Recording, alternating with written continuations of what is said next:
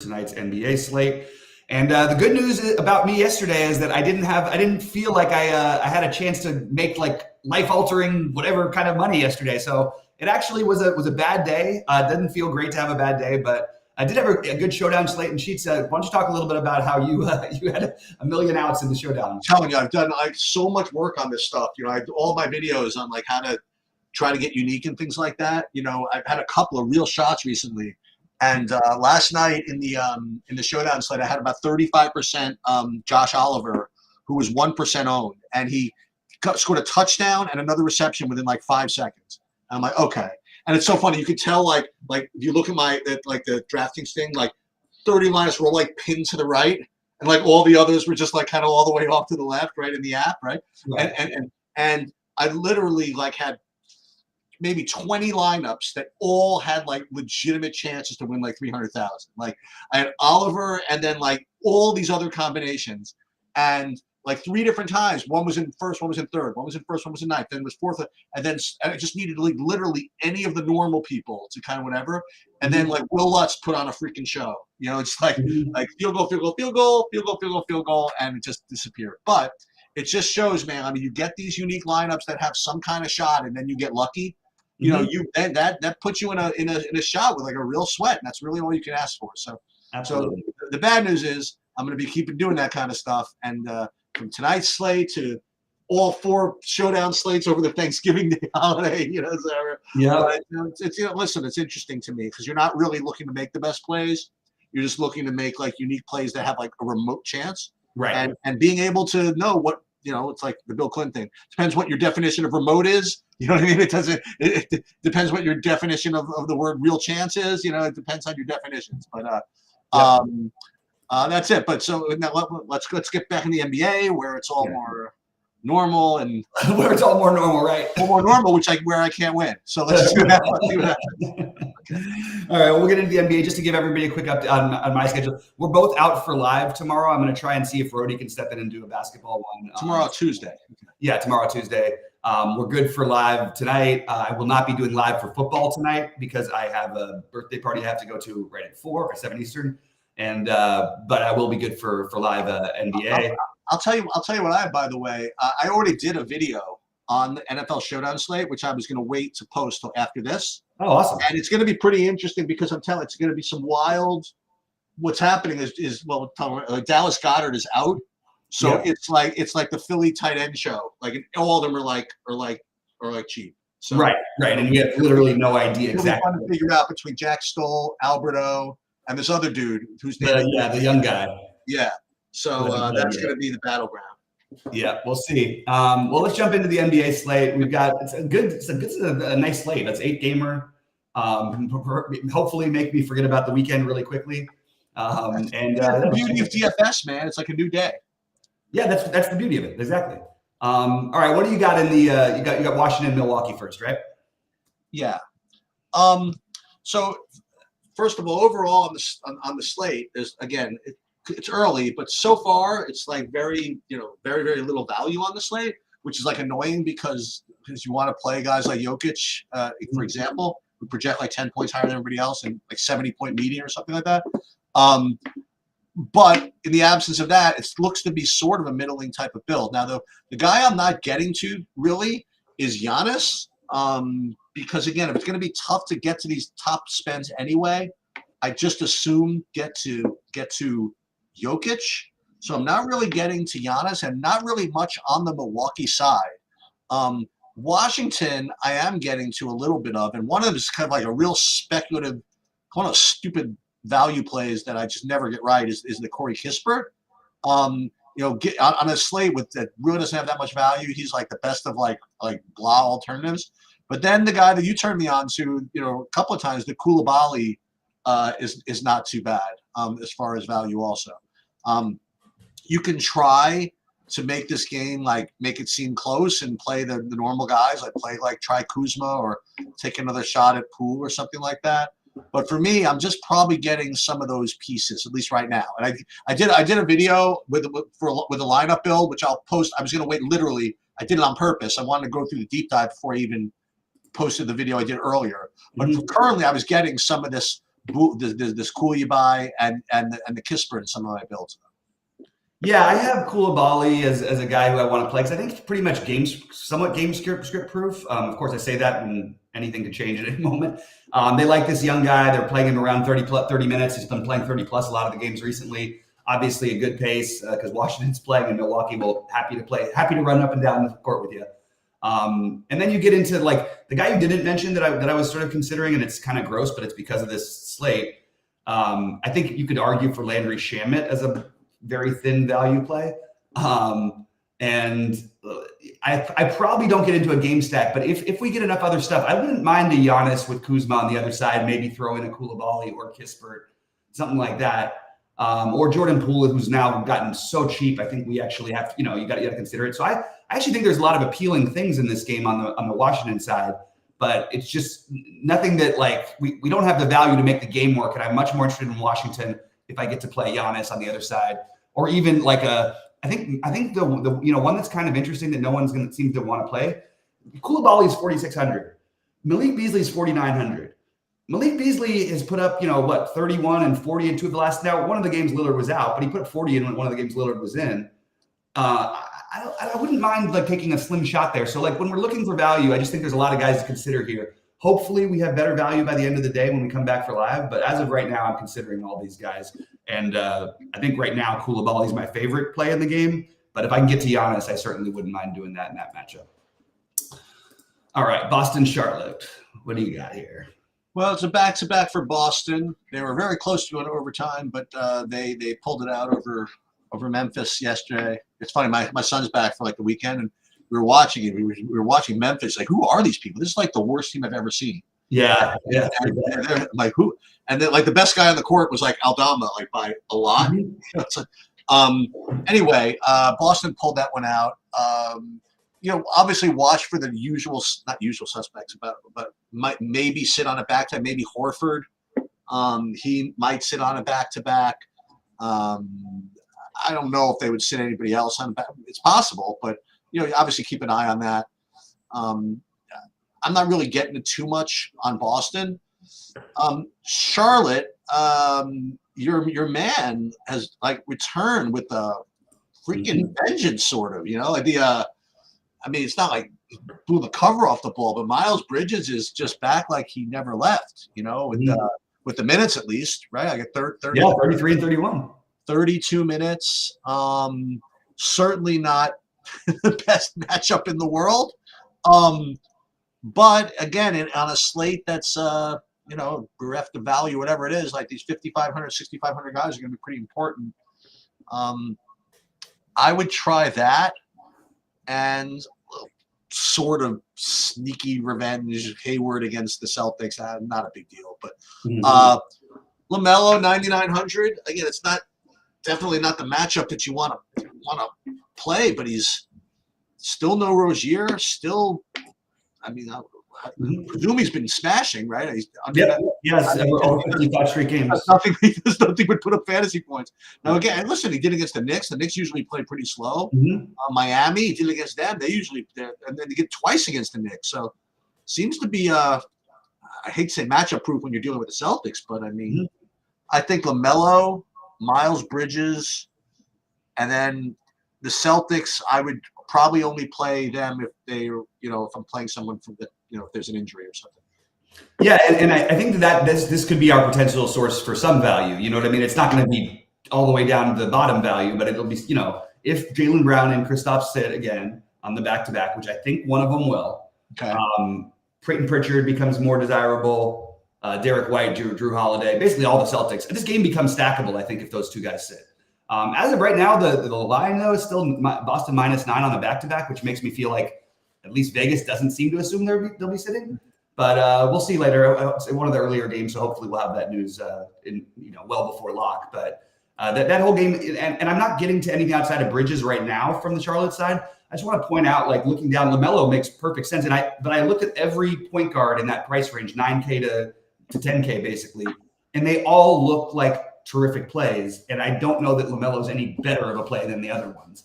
Lillard is a you could say that's a reach, but he's been on fire lately too. You got De'Aaron Fox at 9,300. So it's really just who do you want, LaMelo or those guys?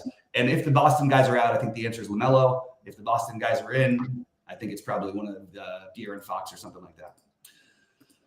All right, moving over to Denver, Detroit, right? Yeah, I guess I could start. So, Jokic is, as I alluded to before, is the top point play on the slate. If you think that you're going to need him to put up the fantasy points that he's able to put up, I mean, he's a smash play. And he's going to score 70 plus if he plays his 35 minutes, I guess.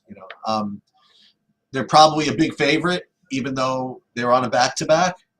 But yet still, I mean, he looks like a really, really good play. Other guys, though, that look like good plays are Aaron Gordon and Michael Porter Jr. They look good and cheaper. On the Detroit side, I mean, there's some funny business sort of going on. Killian Hayes sat yesterday, and they actually moved what's his name, Jaden Ivey, into the starting lineup. I remember I was on top of yesterday. I was playing the NBA. Yeah, and Jaden Ivey got the start, ended up going 40% owned, and that did not work out too well for the Jaden Ivey supporters.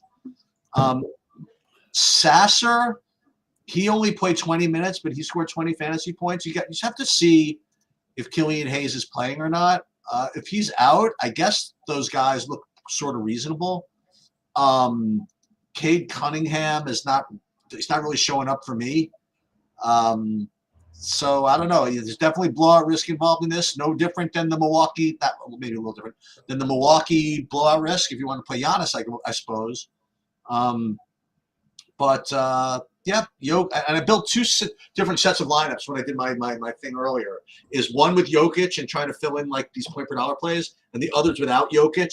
And the ones without Jokic were mostly all of them were getting either Porter or Gordon from Denver here. That's pretty much, I mean, all I have except for the usual nonsense with Denver centers to see who's playing or not. Yep. Yeah. Look, star for value. I think you can consider Reggie Jackson and Kentavious Caldwell. Oh, yeah, I forgot about that one. But I don't love it. Like I do think, look, Reggie Jackson, you want to build a narrative. Again, another team he used to play for on the road. Hey, why not? It's certainly possible on a back-to-back. I like Michael Porter Jr. the best, but I would say that I sort of agree with what you said. Like if I'm not playing Jokic, I'm probably going to get to Gordon, Porter Jr. or Gordon. That's just how the builds are going to lead me. Or Reggie Jackson. So I do think you're going to end up playing one of those guys the most. I can't get to anything from Detroit if Killian Hayes plays. Nothing quite seems like it makes enough sense for me to go there, but I'm willing to reconsider it. And I'm also curious what might change my mind about this slate is if they change their mind about what they're doing at center and decide they actually want a little more size. Maybe they don't. Maybe they want to keep rolling with Stewart and Knox in the starting lineup. But if there was a matchup that obviously demanded you play with more size, that might be this.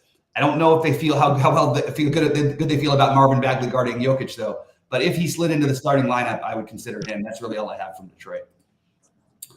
All right, moving on. What do we have next here? We've got a full hour in between games, right? Yeah, full hour between games, but then there's a whole bunch of 8s, and then 2 hours for the last one.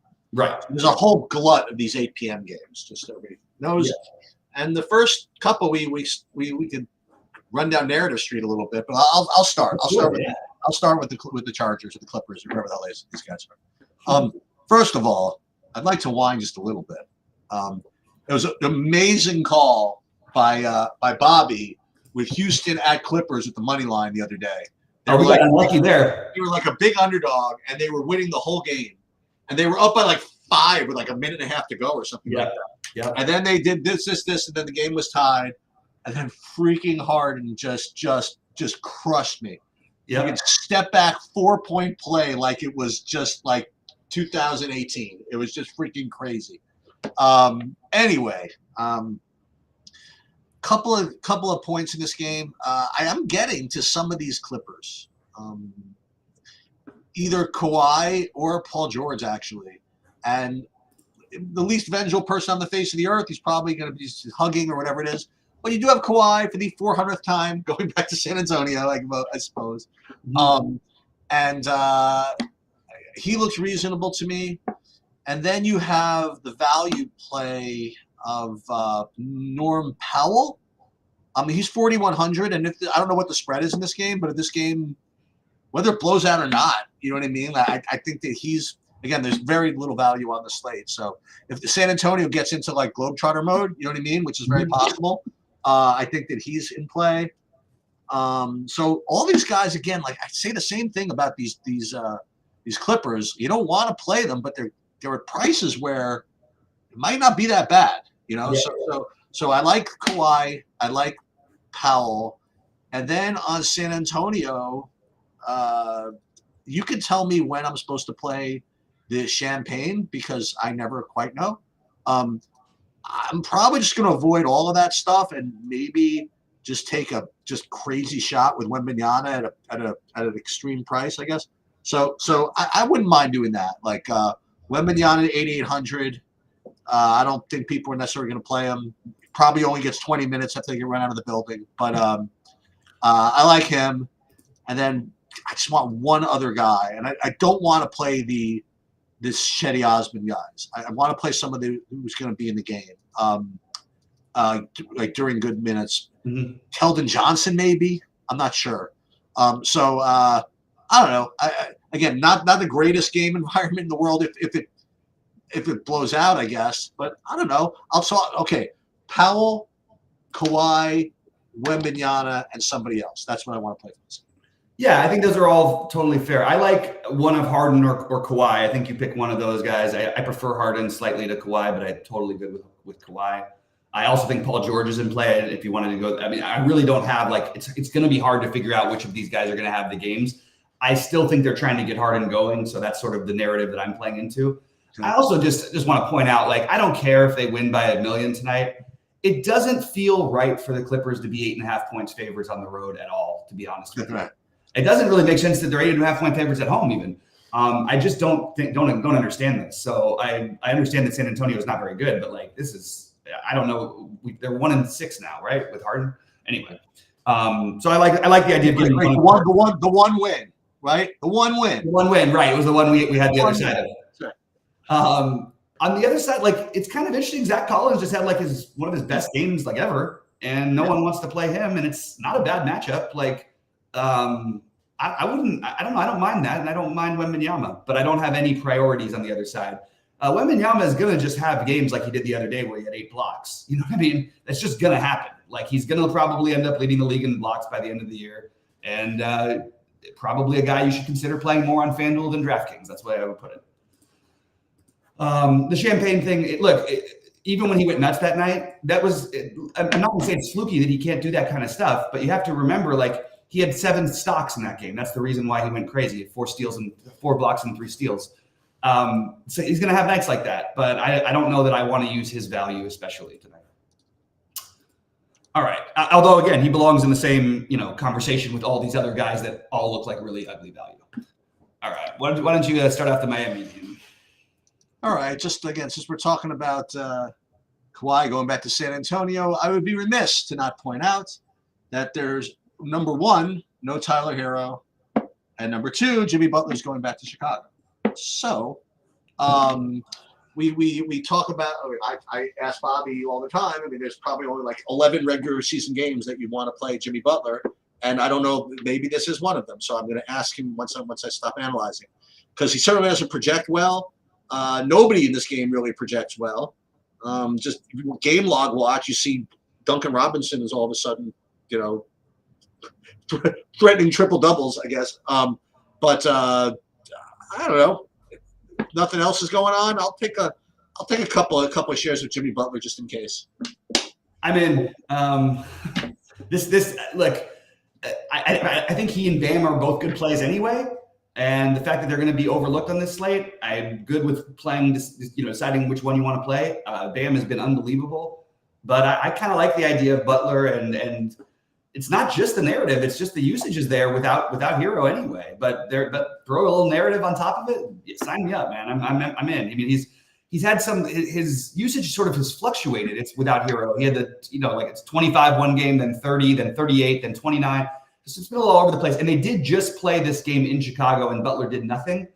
I have a feeling, though, maybe we get the better version tonight. So I like the idea of either Butler or Bam as a play. I have to say, as I'm building this kind of mock lineup here, I mean, if we I put in your Malik Beasley play as well.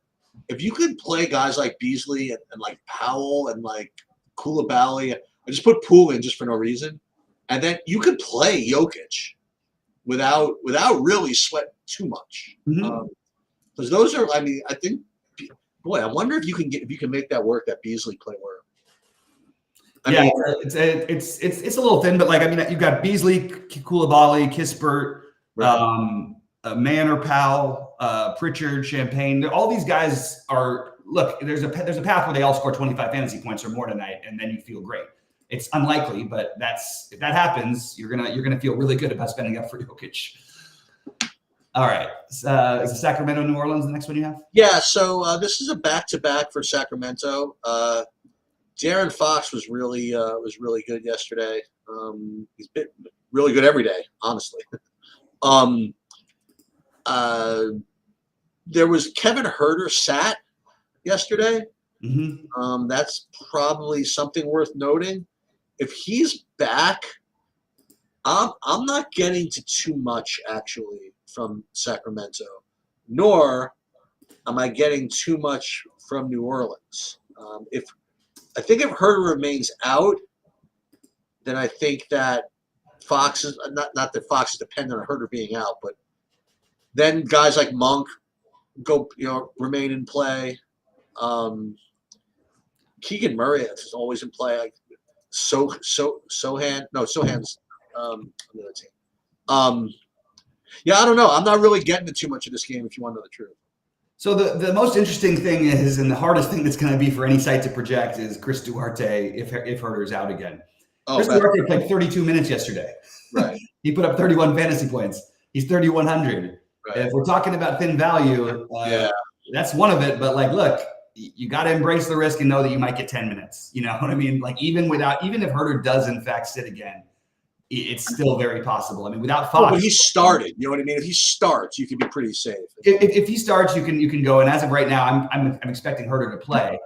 But I mean, they did win the game. They've won 6 in a row. Is there a chance maybe he works himself more into rotation? Yeah, maybe we're going to see that. So it's something that at 3,100, maybe it's worth speculating, even in a thin spot. But that's really, like you said, I do think Fox is a good play. Again, it falls in that range of all these good point guards. Is he better than LaMelo? I think it's close. Like I don't have a huge take on it either way. I think they're both very close, and I can't get to anything on New Orleans, even though I keep expecting to, and we've seen a little bit of it lately. But Zion can always smash. I just we haven't seen as much of it this year as I'd like. But guy at low ownership we can certainly consider. But who would have thought at a higher price we'd be talking this quickly in his career, Wembanyama about over Zion? Right. Yeah. Zion without McCollum even. All right. Your Knicks in Minnesota. Yeah. So Thibodeau going back to Minnesota is always kind of fun, I guess. Not really. I mean, probably a slow game with very little fantasy points, I imagine. But listen, the Knicks he'll probably play all his guys, presuming they're all back. Dante DiVincenzo was just this is great kind of DraftKings humor, like he was kind of popular and he scored like 22 fantasy points. Then he went to an off slate game on the 18th and scored 45. Right. Which is including 7 for 10 from 3. There you go. That's tough. So with Barrett back, I guess all those other guys are just kind of out of play. I mean, it'll probably be a good game, I guess. But unless anybody's out, I don't really have anybody projecting all that great from either side. Yeah, it's sort of the same for me. A bunch of guys who you could play. Karl-Anthony Towns has been tearing it up lately. Maybe that's actually not the worst idea. I mean, we talk about how you're going to have a range of outcomes with Wemby. Talk about a guy a little bit cheaper who's put up 55, 36, 55, 51, 48 in his last games. Yeah, it's not the best matchup in the world for him, but Julius Randle doesn't like to come out on people too much, and he can hit some threes. I could see this being a big game for him. I always like playing Anthony Edwards. I always like, I think Gobert is totally fine, but nobody who really stands out.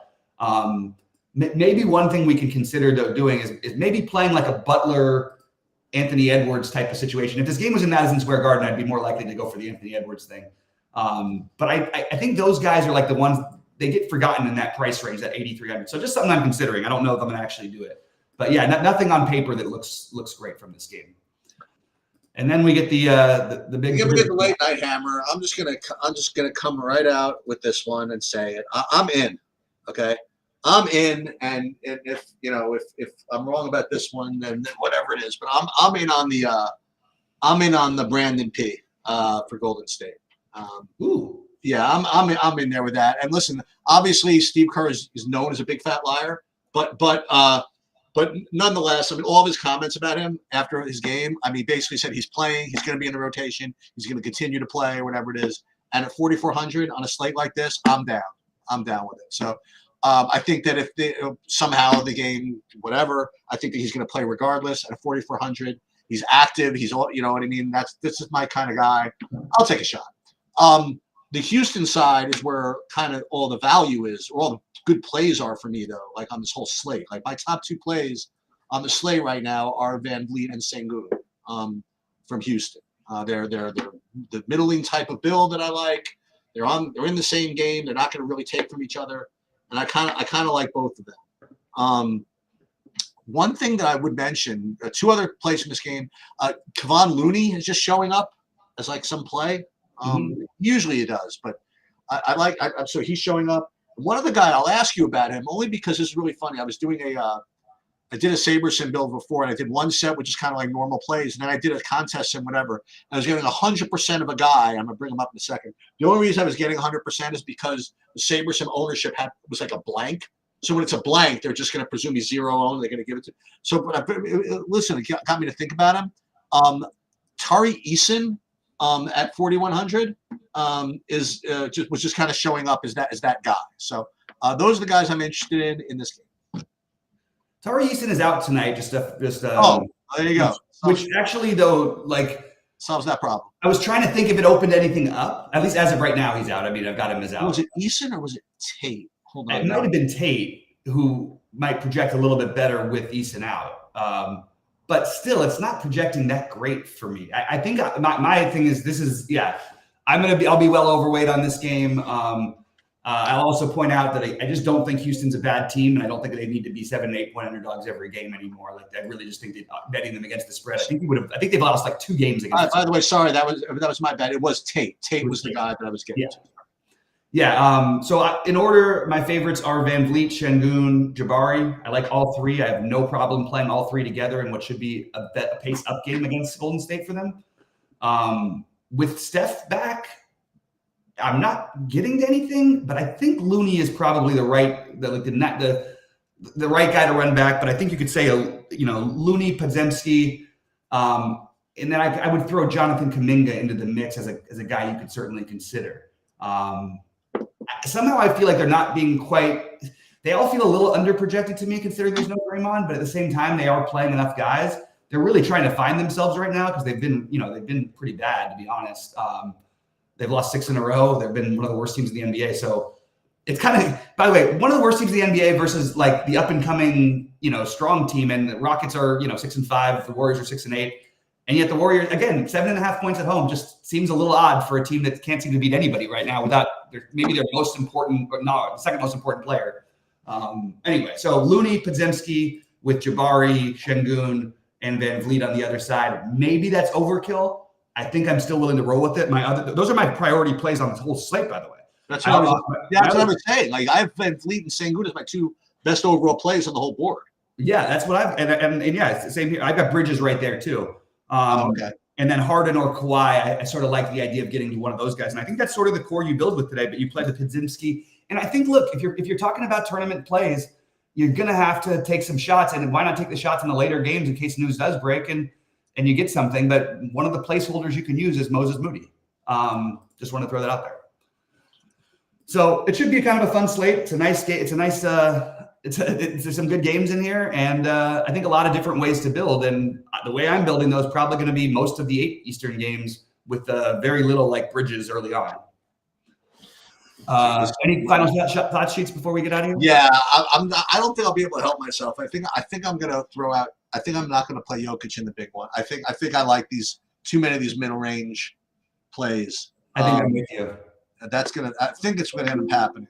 Yeah. I mean, I think I love that Beasley play of yours. I'm really yours, whatever. The Beasley play, I'm kind of getting in there. And Powell, Brzezinski, these are all sub 5K guys that you can, and I don't need to go like below that. I mean, I don't need to play Kispert if I don't want to. You play the Puli Bali, whatever is that guy, Bilal too. Mm-hmm. But I want to play both Van Vliet and Sengun, like you said. Mm-hmm. Yeah, I don't think you need to really spend like. I mean, look, obviously Giannis and Jokic who put up great games. If we get value, that's going to be what everybody does. But I don't want to forget about these middling builds because I think there's plenty of upside for these guys. And pretty wild that on this whole slate that the 3 best projected players are Jabari Smith, Van Vliet, and Sengun as of right now. So and then Looney on the other side. So I just don't know why we wouldn't go along with that. That's my thinking. I'm totally on board with all those guys. All right, guys, good luck today. We'll see you live at 6 Eastern, and maybe we'll touch on a little bit of football as well. I know Sheets has got the video, but because I'm not going to be there, I'll throw in what I like. And, yeah, just after this video goes to the YouTube channel, I'm going to also post my own NBA, kind of just more focused on the Saber Sim build up, and I'm also going to put the Showdown NFL one up. I'm also going to do a little hockey thing as well. And then I have 100 calls, and then I have other stuff, and then we'll be ready at 6. There we go. Sounds good, man. Okay. All right. Well, I appreciate it. Good luck to everybody today, and please click and like and subscribe and all that.